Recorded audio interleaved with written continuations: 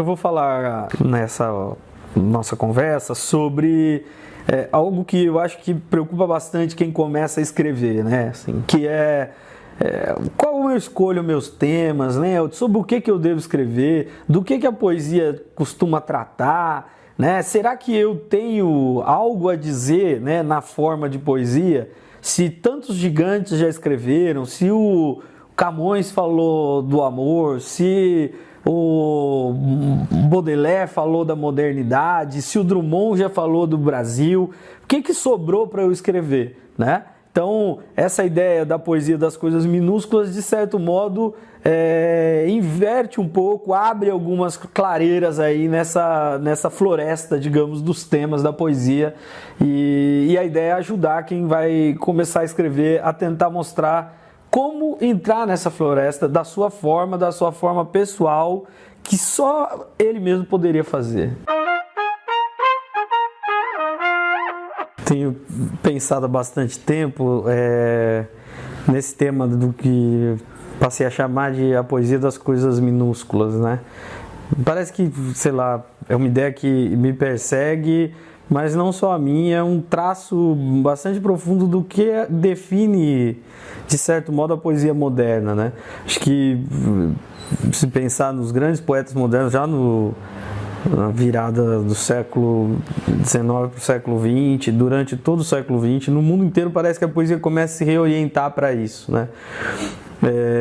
Quando eu tento explicar isso para alguém, o que eu chamo de a poesia das coisas minúsculas, é a ideia de que a poesia não atinge mais o significado dos grandes temas absolutos, né? O amor com A maiúsculo, a vida com V maiúsculo, o ser com S maiúsculo, né? A poesia não entra mais por aí, ou percebe que, na verdade, mesmo historicamente, mesmo nos grandes poetas, esse não foi o melhor caminho que a poesia seguiu. Na verdade, aí ela muito mais despistava significados do que propriamente atingia isso com profundidade, né? Então, a grande poesia, e eu vou dizer talvez a grande poesia moderna, ela é caracterizada por falar da vida com V minúsculo, do amor com A minúsculo, de Deus com D minúsculo até, né? Ela não vai mais atrás de uma definição completa daquilo, porque ela sabe que o melhor acesso que ela pode ter às coisas é sempre por meio da forma como as coisas aparecem cotidianamente. E pensando sobre isso, e talvez pela palavra cotidianamente, né, eu acho que a gente tem um grande exemplo disso na canção popular brasileira, né? Eu acho que a canção cotidiano é uma marca disso, né? Ao falar do amor da rotina, né, do amor, da rotina do relacionamento afetivo, como sendo uma forma de mostrar o que é o amor, ele fala muito mais sobre o amor, talvez ele revele mais desse amor com A maiúsculo, um amor que é universal, do que se ele tentasse fazer isso diretamente, né? E eu acho que isso torna a escrita poética, torna até mesmo pela própria forma como as margens entre poesia e prosa também na modernidade cada vez mais se misturam, cada vez mais estão fluidas. Muito do que eu vou dizer sobre poesia vale também para uma reflexão sobre a prosa contemporânea, né?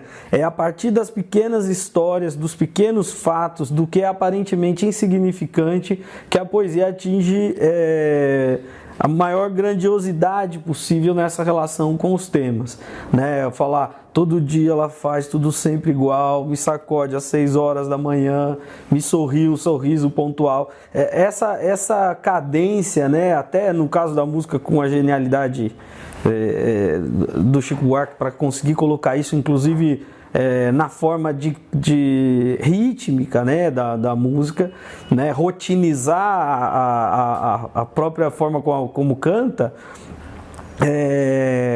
dá uma força ainda maior para essa expressão. Ou seja, não é a rotina como a gente muitas vezes ouve na autoajuda por aí, ouve nos programas de televisão, de que a rotina mata o amor, né? De que o relacionamento se pacifica e que com isso a intensidade do amor vai embora junto.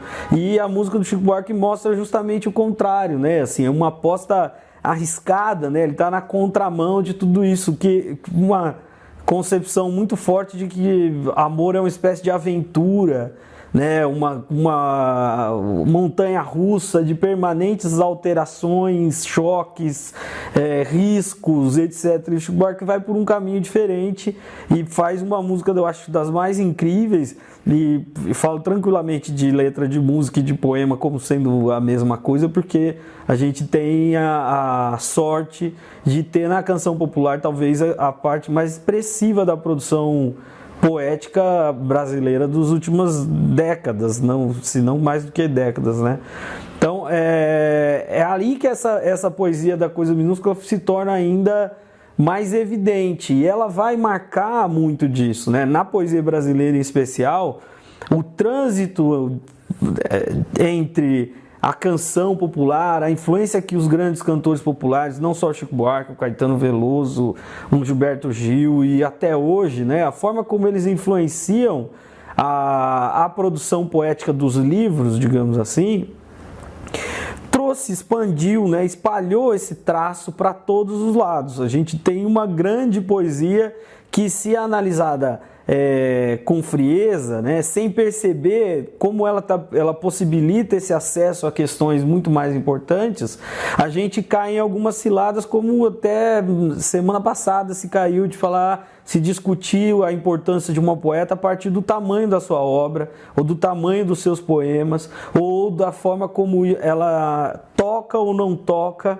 né, em grandes questões. Ou seja, não há grandes questões, ou se há, né, elas vão aparecer sempre na forma de pequenas questões ao alcance da mão, né? E os grandes poetas que nós temos, pelo menos aqueles que eu mais tenho admirado, mais gostado de ler e com os quais a relação é mais duradoura, normalmente são aqueles que têm um acervo de pequenas coisas, de coisas miúdas, minúsculas, né, a que eles se dedicam o tempo todo. A gente tem uma poeta bastante importante, falecida há pouco tempo, né, que é a Euridice Fontella, que teve sua obra reunida recentemente agora em livro, todos os livros num volume só. Deu ainda mais essa impressão, né? Assim, o que chama mais atenção na poesia da Euridice Fontella, por mais que tenha outras coisas ali, é uma poeta muito apegada com 4, 5, 10 elementos, né? Um pequeno acervo de palavras em que ela se segura, né? E isso é muito significativo. É como, no caso dela em especial, parece que é uma forma de resistir à loucura do mundo, né? A sua loucura pessoal, digamos assim, mas também a loucura, a pressão do mundo do lado de fora, né? Como alguém que tivesse meia dúzia de pedrinhas, de coisinhas em que se sente protegida quando lida com aquilo, se sente que aquele é o seu mundo e se fecha naquilo. E isso não é uma forma de se esconder do mundo, pelo contrário, para o seu leitor principalmente, é uma forma de ter acesso a um depoimento dos mais contundentes sobre o que é o mundo, sobre o quanto de desesperador pode existir num mundo em que nada está sob o seu controle, e não o controle do poder, né? Mas o controle no sentido da integração, de uma vida, de uma convivência com as coisas, de uma convivência com os outros, né? De uma harmonia com aquilo de que a vida é feito, né? Essa ideia de uma poesia uma poesia que se dedica às pequenas coisas, é uma poesia que mostra como resistir a esse mundo, nos lembra mais uma vez de um dos grandes traços da poesia moderna. A poesia moderna é, em sentido lato, antimoderna. Ela é contra a modernidade em grande medida, né? Aquilo com que nós identificamos a modernidade na vida econômica, na vida social, etc., é o que a poesia moderna em grande medida combate, né? O Baudelaire, o símbolo do poeta moderno, né? Assim, a figura máxima, né, digamos, dessa transição para a poesia moderna, é justamente alguém que revela um profundo mal-estar com essas transformações, né? Ele não embala nas transformações, ele resiste a elas.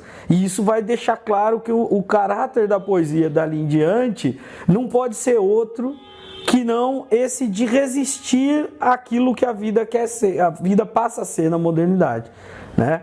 Ela passa a ser, ele passa então a disputar espaço com essa vida, né? Um outro termo que pode nos ajudar um pouco é pensar como uma poesia como uma desautomatização, né? Se a figura chave da modernidade é a máquina, tudo funciona com a lógica da máquina, com uma lógica mecânica, industrial, né?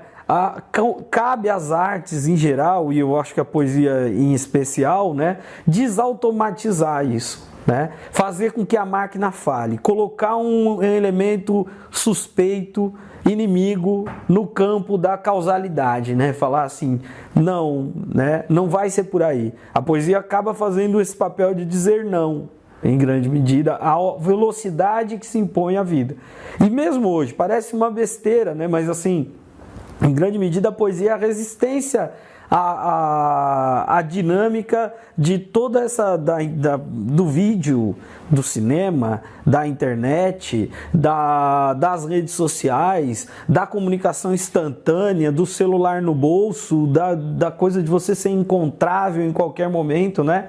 Em qualquer lugar. Então, a poesia, em grande medida, marca essa resistência. Talvez a grande contribuição que ela tem a dar hoje é essa que a caracterizou durante toda a modernidade. Os grandes poetas são, em alguma medida, desajustados, né? Se o mundo todo se encaminha para olhar para o que é grandioso, para o que é principal, para o mainstream, né? Ele vai sempre olhar para a coisa minúscula, ele vai apontar para a coisa minúscula. E ele decepciona duplamente, eu diria assim, a poesia. Por que a poesia decepciona duplamente?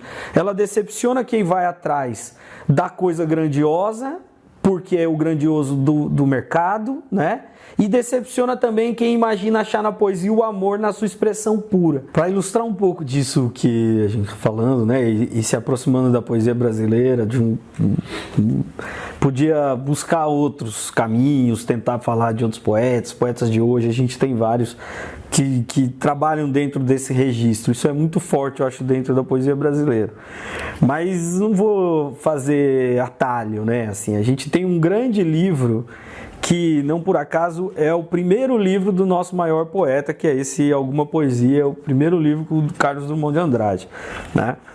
E para o Drummond, essa verdadezinha aqui que eu estou defendendo, comentando, ela me parece muito forte, né? Um poeta... O Drummond é um poeta da anotação, né? Assim, ele parece ter passado, para nossa sorte também, o século XX inteiro do Brasil, praticamente, anotando, tomando notas do seu tempo, né? E é muito interessante porque é um poeta exclusivamente brasileiro, digamos, né? Assim, é alguém que escreve de dentro do Brasil. Você tem outros gigantes na geração do Drummond, por exemplo, um Murilo Mendes, que é um poeta cosmopolita, um poeta que vive a experiência de fora e tal. O Drummond é o nosso grande patrimônio, digamos assim, porque ele está dentro do Brasil, na quase totalidade desse sua vida longuíssima, né? Ele começa a escrever na segunda década do século XX e vai até a nona, né, década. Então ele atravessa de fato o século. E vendo o mundo, né, vendo a vida mudar, vendo a humanidade, digamos assim, a partir desse ponto de vista, de um brasileiro se deslocando muito pouco, né? O deslocamento geográfico da poesia do Drummond é basicamente da pequena cidade mineira, num primeiro momento para a grande cidade mineira e depois para a capital do país da época, né? E fica por ali vivendo essas transformações e comentando o mundo. Mas é uma poesia que, não por acaso, fala muito da amizade já nesse livro, fala muito dos amigos, né? Fala de locais, da poesia do seu tempo, das ansiedades do seu tempo, de tudo isso a partir de uma perspectiva minúscula daquilo, né? Para o Drummond, assim, não há...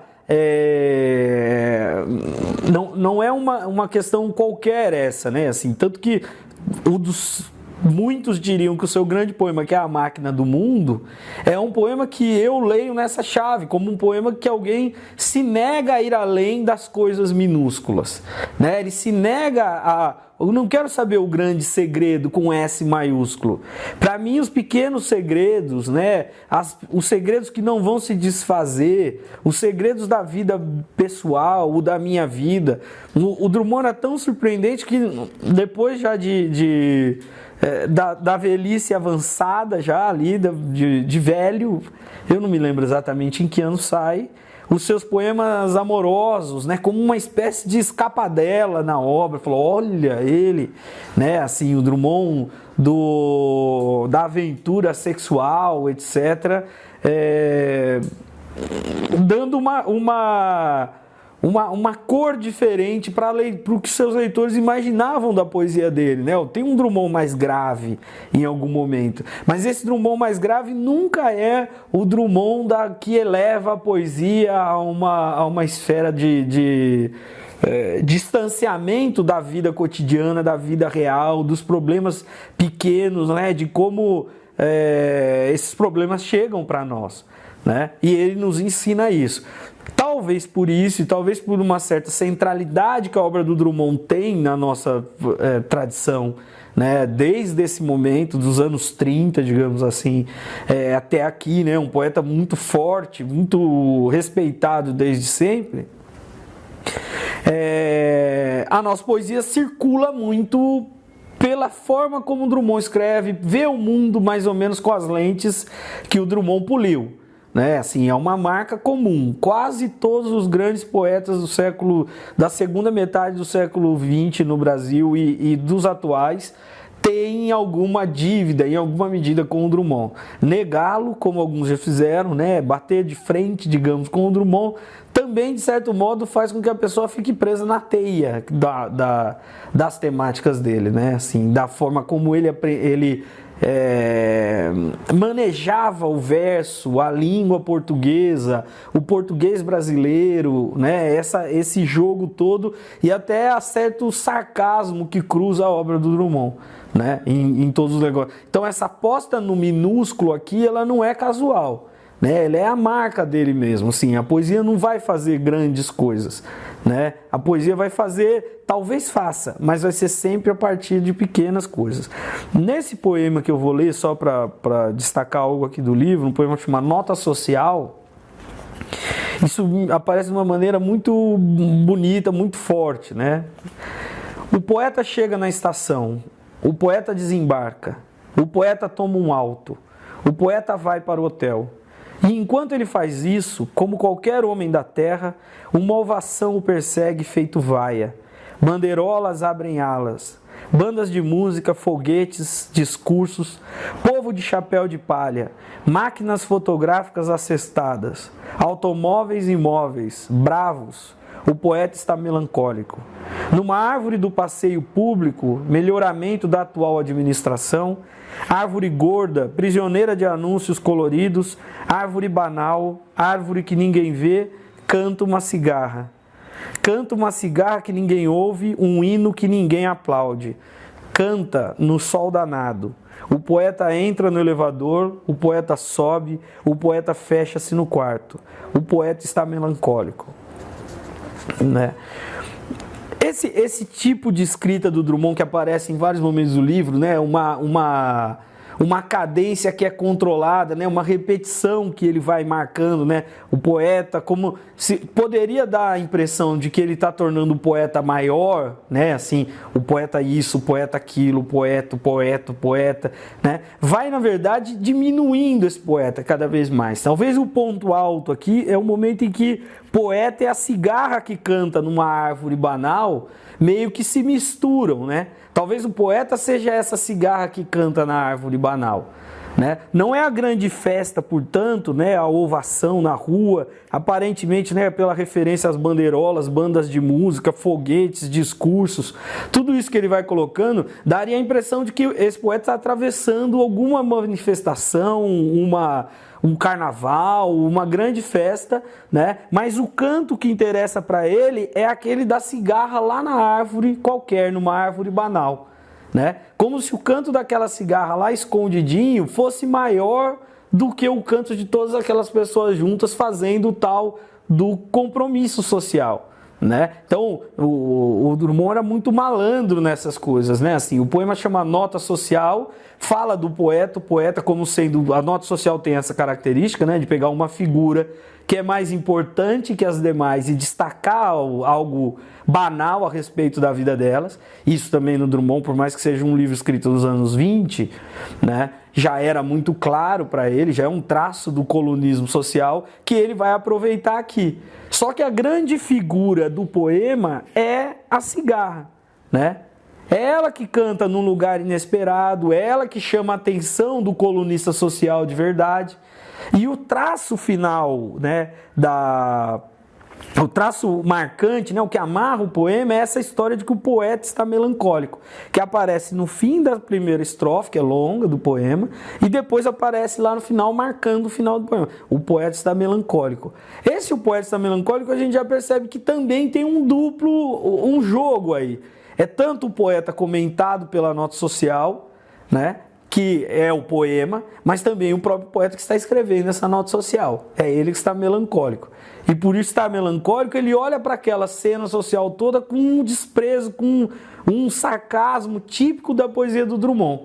Para falar que, olha, numa árvore do passeio público, e ele abre um parênteses esquisito, coisa do Drummond, de trazer a linguagem burocrática para dentro do poema, melhoramento da atual administração, né? Aí ele volta, árvore gorda, prisioneira de anúncios coloridos, árvore banal, árvore que ninguém vê, canta uma cigarra. Essa árvore que ninguém vê, né, é o lugar do qual a cigarra canta. É mais ou menos a árvore que ninguém vê, é o lugar em que o poeta, a partir do qual o poeta canta, né? E talvez por isso que o poeta esteja melancólico, né? É dessa situação minúscula, dessa situação de uma cigarra qualquer, numa árvore qualquer, um poeta que não é nomeado, mas que ainda assim é objeto dessa nota social, né, que ele vai fazer a grande poesia. Ele fala aqui da situação, digamos, esse poderia ser lido como um poema sobre o papel social, a função social da poesia na nossa época. Mas ele não vai colocar isso em evidência em nenhum momento, ele vai colocar isso na figura de um poeta melancólico que é objeto do colunismo social e que dali em diante vai entrar e vai chegar na figura da cigarra como sendo essa que canta na árvore que ninguém vê, ou podemos arriscar, né? A árvore que ninguém se importa que exista, né? Muito menos a cigarra, né? Então esse giro que a poesia do Drummond faz o tempo todo. Esse livro, Alguma Poesia, reúne digamos, retrata essa formação do poeta, né? Assim, o Drummond se construindo ali. É claro, se vocês vão olhar na bibliografia do Drummond, né, que é um dos traços de quem é lido demais, de quem assume esse papel central que ele assumiu, ser lido, explicado, até um ponto em que talvez a força da poesia dele se torne um pouco menor, ou dependa muitas vezes de você brigar com a hermenêutica, digamos, oficial do Drummond, para você ter um pouco do acesso, eu acredito, a essa violência, eu diria assim, da poesia dele com relação ao seu tempo, né? Com a forma como ele ataca as coisas, né? O Drummond está o tempo todo fazendo isso. Essa indisposição que eu percebo na poesia do Drummond, né, como significativa de uma indisposição geral que a poesia causa, né, na cultura, nas artes, na vida social como um todo, né? A poesia é como uma espécie de para usar uma imagem muito cara ele, né? Assim, a imagem da pedra no meio do caminho, né? De que interrompe algo. Pode ser exemplificada com vários outros poetas dali em diante, do Drummond em diante, ainda que vários desses poetas tenham escrito na mesma época que ele, né? Ou até mesmo mostrar uma indisposição mais geral da poesia com a crítica de poesia, com a teoria de poesia, com o discurso que tenta se sobrepor a esses poetas e que em alguma medida vence, né? Por quê? Porque esses discursos sobre a poesia, eles são da mesma natureza daquilo com que a poesia luta e não da mesma natureza da poesia, né? Não são da mesma natureza do trabalho do poeta. E é por isso que é estranho confundi-los, não podemos misturar essas duas coisas, né? Por exemplo, num jornal, né, na época em que os jornais ainda existiam e ocupavam um certo lugar de destaque na cultura, muito, muito mais relevante do que hoje em dia, né? Era muito mais comum ler comentários, debates, às vezes réplicas, tréplicas sobre as obras, do que ser dado espaço para as próprias obras no jornal. O poema causa ainda, salvo quando ele vem naquele cantinho lá do poema, cantinho do poeta que coloca em alguns jornais, né, um poema absolutamente clichê, né, apostando numa sensibilização no meio do tumulto que o noticiário a poesia causa um mal-estar, né? Bem maior do que o comentário sobre poesia. O comentário sobre poesia normalmente pode ser só desprezado, né? O leitor comum do jornal passa batido por aquilo, mas o poema, e se a gente for pegar as experiências visuais de poesia, que aprenderam inclusive a tirar proveito da forma do jornal, de conseguir impactar dentro do jornal, isso tudo, ele poderia criar um ruído muito grande ali dentro, né? Então, por isso que eu acredito que a poesia tem que ser lida apesar dessas formas com as quais ela conviveu. A forma da sua divulgação, a forma do seu comentário, a recepção que ela costuma ter, né? Esse debate todo é importante, não digo que ele não é importante, mas ele é secundário com relação à leitura dos poemas. Eu, nesses anos todos aí, a gente, sei lá, convive muito com quem está dentro da universidade e tal, e percebe isso, né? Principalmente quem estuda letras, né? O aluno de letras, a maior parte do tempo, ele lê sobre literatura.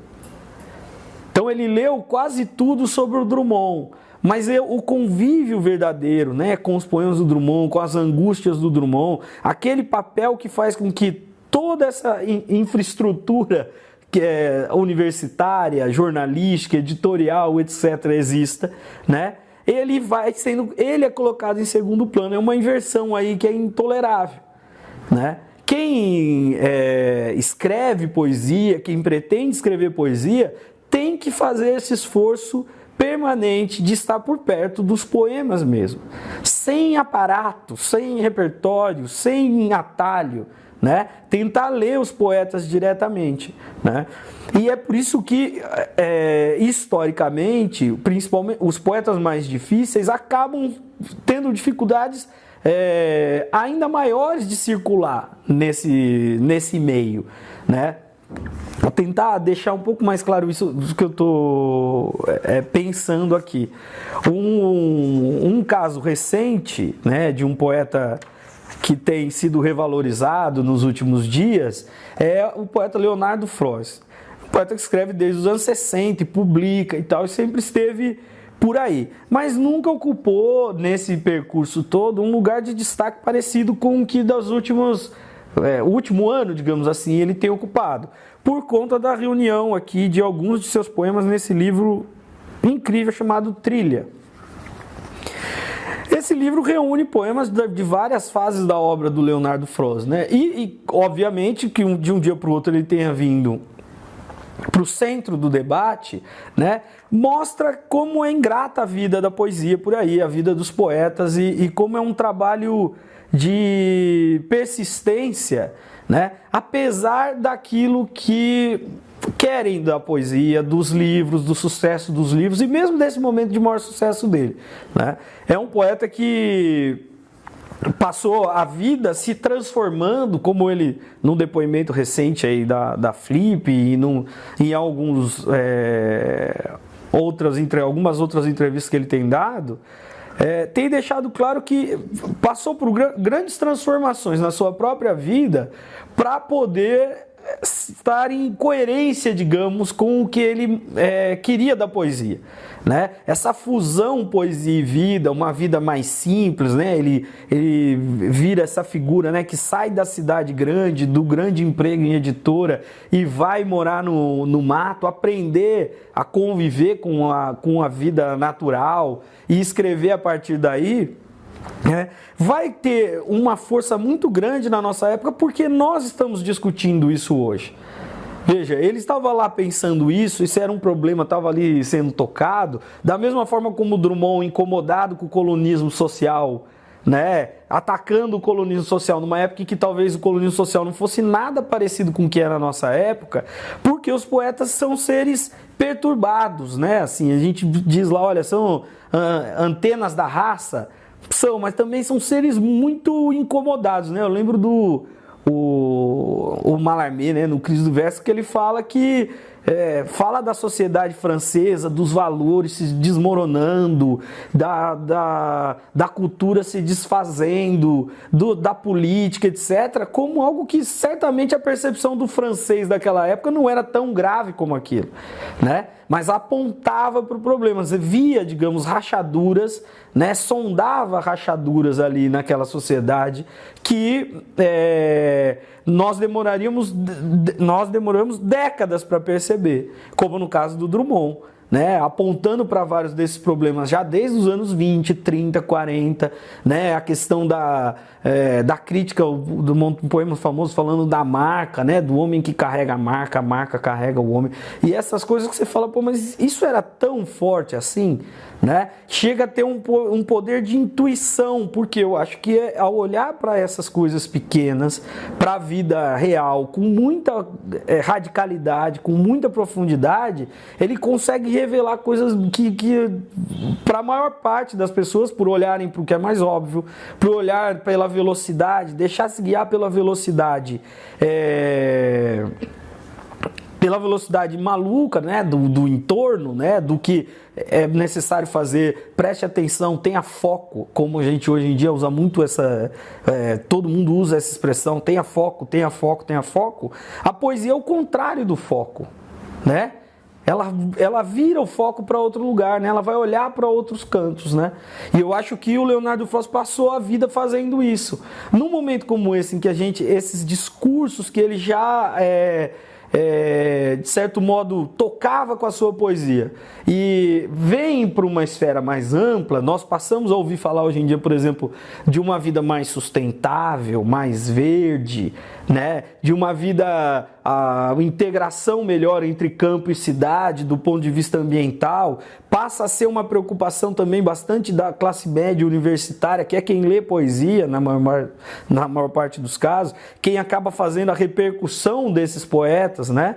Essa classe média universitária, esse leitor esperado da poesia, não estava preparado para o poema daquela época. Lembra até a frase famosa, né, do Sousandred, né, quando é advertido que, olha, você escreve para daqui a 50 anos, ele falou, entristeci como quem escreve 50 anos antes, né?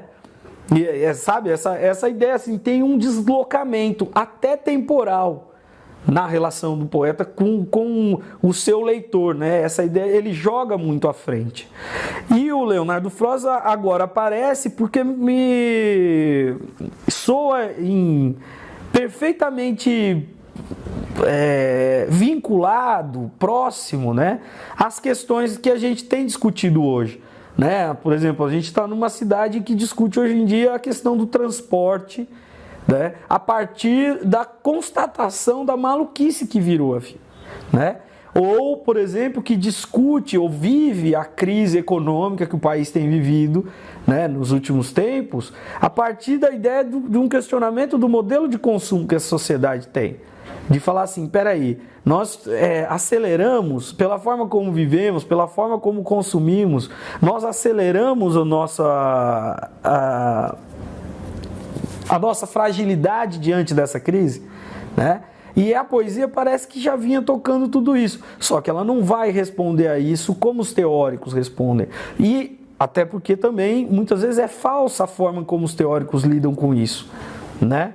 Sim, de ter um aparente controle dos fatores todos que estão envolvidos nas transformações como essas, né? Se o poeta percebe que o melhor depoimento que ele pode dar a respeito do seu estar no mundo, né, é justamente do seu estar pessoal, pequeno, minúsculo, é isso que ele vai fazer. Então, como é a forma que em um dos poemas do Froese ele vai mostrar essa sua transformação, né? Ao ir para o campo, como é que ele vai se transformando. Olha lá, mulheres de milho. Milhares de mulheres de milho brotam do meu olho calado como espigas fortes. No ar elas se endireitam como folhudas criaturas carnosas que ao vento se transmudam de fêmeas em formosos penachos machos. Acho graça na cruza. Penso nisso que é ser mulher a passo de, sob a vertigem solar, virar confusa hibridação. Abro-me, brinco de me dar, rapto-me e opto-me como se eu mesmo fosse me comer inteiro, enquanto as coisas simplesmente nascem. Esse é um poema muito significativo, né, dessas transformações que a poesia do Leonardo Froese incorporou, né? Não tanto na linguagem, no procedimento, digamos, não é uma questão formal da poesia, mas ela é lida muito colada com a questão biográfica que, no caso dele, chegou para nós ao mesmo tempo, né, agora, junto com esse livro. Né? Se falou muito do poeta e da figura, da vida do poeta, quase sem divisão. Então, você fala, olha, é o poeta que mora na montanha, é o poeta que planta, é o poeta que colhe, né? Então eu leio esse poema, obviamente, contaminado por essa chave biográfica, né? Por essa característica biográfica, que ele, no poema, consegue fazer com que seja bem mais do que ele. Então, mesmo a questão biográfica, o poeta aparecendo, a figura do poeta meio com roupas de quem vive no campo, né, dando entrevista, uma foto dele as imagens são muito bonitas, né, do lugar onde ele mora, e isso passa a ser incorporado ao acervo aqui de quem vai ler os poemas, né? Eu leio o poema contaminado por isso e, portanto, vejo aqui nessa coisa das mulheres de milho, essa fusão sensual, sexual entre natureza e corpo, né? Entre ele se transformando e vendo na natureza a mulher e vendo na mulher o milho e vendo essa transformação acontecer, e o poema é esse take, né? Assim, ele vai fazer tentar flagrar essa transformação. Há muitos poemas dele que flagram isso. E é nessa pequena transformação do natural, né? A transformação, por exemplo, do brotar do milho, que ele está falando, na verdade, é o poeta brotando no momento em que ele se aproxima da natureza. Né? Quem está nascendo como algo, quem está indo para o novo é ele. Então, a poesia do Leonardo Froese é muito significativa disso, porque o momento como o que nós estamos vivendo, né, eu acho de uma crise chocante, né, assim, você vê as grandes estruturas políticas, empresariais, educacionais, etc., todas sendo colocadas em xeque, algumas desabando a olhos vistos, né, assim, na nossa frente, vai fazendo com que a gente tenha que olhar para o mundo com esse olho do peraí.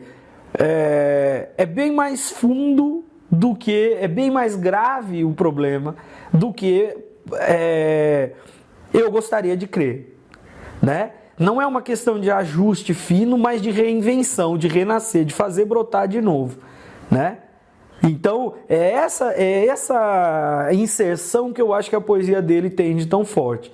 Não é por acaso que, nesse momento, o leitor vai se socorrer da poesia novamente. Nos últimos anos, nós temos tido dados aí no mercado editorial que apontam para isso. Por exemplo, a reunião da poesia completa do Leminski, né? A reunião da poesia do Leminski causou um furor, né?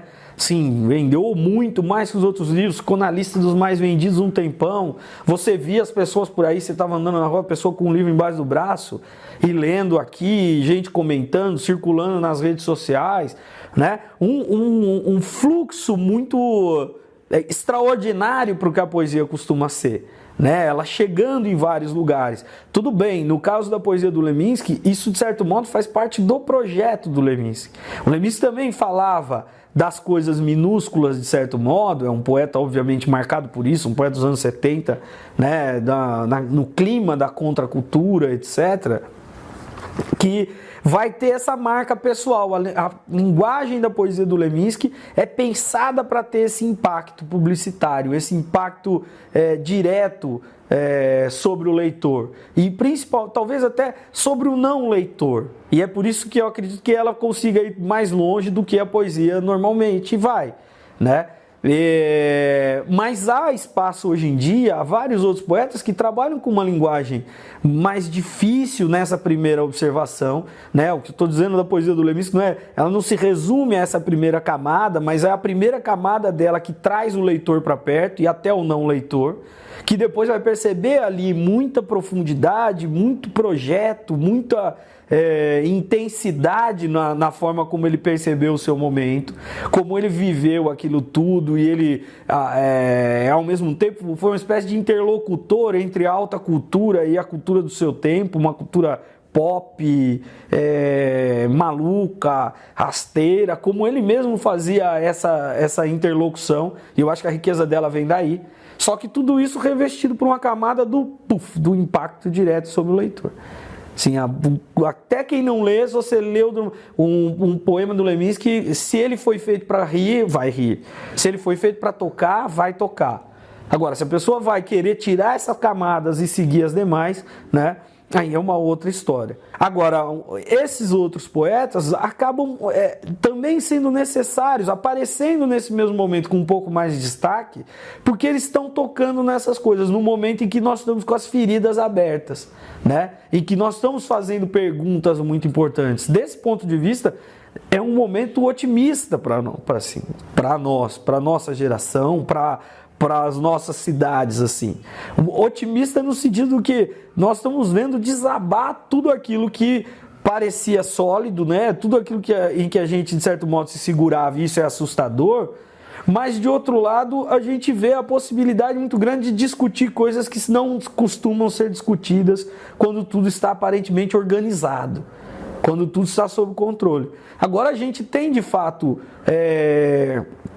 a chance de repensar isso, inclusive do ponto de vista cultural, social, político, etc., né? Então, se há uma política na poesia do Drummond, se há uma política na poesia do Leonardo Frost, se isso marca muito do que tem escrito os poetas da nossa época, né?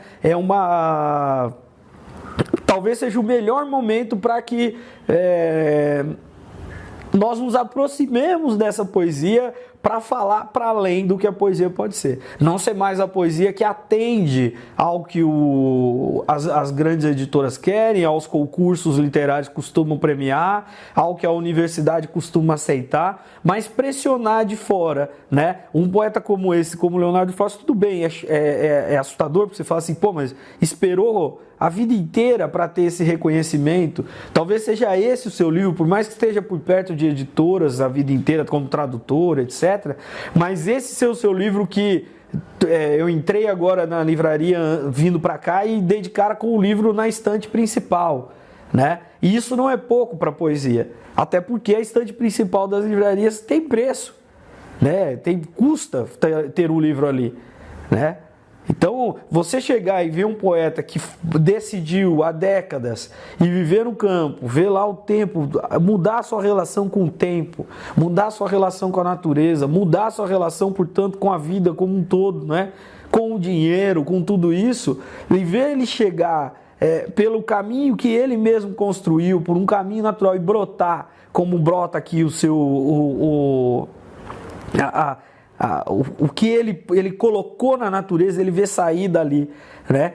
É pra gente um momento de esplendor do poema, né? Não vai dar, nesse caso, para fazer a separação que muitas vezes que é até necessário fazer e falar assim, não, vamos ler o poema, não vamos ver a obra, né? A vida por trás do poema, por trás da obra, né? Então, nesses dois poetas, eu acho que a gente tem como traçar uma linha básica, né, assim, mas que é muito mais rica do que aparece dessas duas situações, né, do mineiro deslocado lá, o Drummond, do que teve fazenda e vira funcionário público, como ele diz, a esse que desiste dos chamados do mercado editorial para ir se reconstruir, renascer, né, junto das coisas em que ele identifica uma verdade, que pode ser a verdadezinha do V minúsculo, a verdadezinha minúscula, né? Que ele vai, a partir dali, fazer a poesia mais forte, mais potente, que hoje em dia é capaz de vir digamos, para a praça, né? Com uma força que ela não teria se ela seguisse os caminhos mais óbvios, né? Se ela tivesse tentado se fazer a partir daquilo que é mais aceito, é mais palatável, é mais recebido mais imediatamente, né? Por isso que pra gente é tão importante, assim, não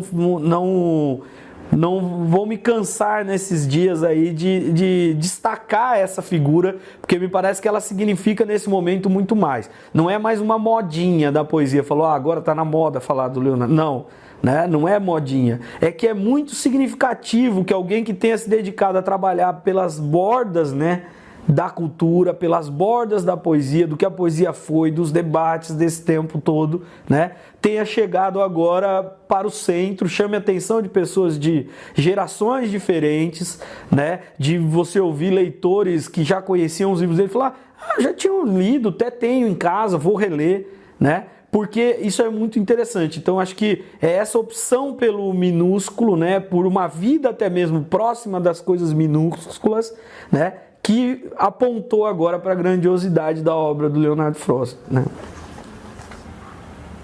Esse comentário que eu fiz aqui agora sobre o tema da poesia das coisas minúsculas, né? E tentando dialogar com dois grandes poetas e outras referências, na verdade, não pode ser entendido como uma regra, né? Por quem vai escrever. Antes de tudo, assim, abrir um pouco da caixa de ferramentas que eu reuni da minha própria relação com essa vontade de escrever, com essa vontade, essa espécie de acreditar que eu tinha algo para colocar nos livros e perder essa vergonha, digamos assim, de falar, olha aqui os meus poemas, né? Nós que escrevemos, nós poetas, prosadores, cronistas, etc., vivemos normalmente com pessoas que se assustam um pouco quando você diz, olha, eu escrevi esse livro, né? E as pessoas até para abrir esse livro, quando você mostra assim, tem um pouco de cuidado, de receio e talvez daí em diante passem a olhar para você de modo tanto quanto assustado, né? Fala assim, ele escreve sobre isso, né? E talvez aí esteja um pouco do receio de que elas passem a ser personagem da sua poesia, personagem dos seus contos, né? E passe a se identificar com aquilo que você diz, porque as pessoas com quem você compartilha a vida, de certo modo, vão estar por perto daquilo que depois vai virar os seus textos, né? Então, elas estão nessa vida minúscula, né? Elas fazem parte dessa vida próxima, a única vida possível, que é dali que você vai tirar os poemas. Talvez seja essa a forma que você tem de aproximar de vez, né, distante das questões da vida cotidiana, né? E por isso que uma poesia que toca no cotidiano, que toca na linguagem comum, que toca na vivência comum, ela tem muito mais chance de ser importante para bem mais gente.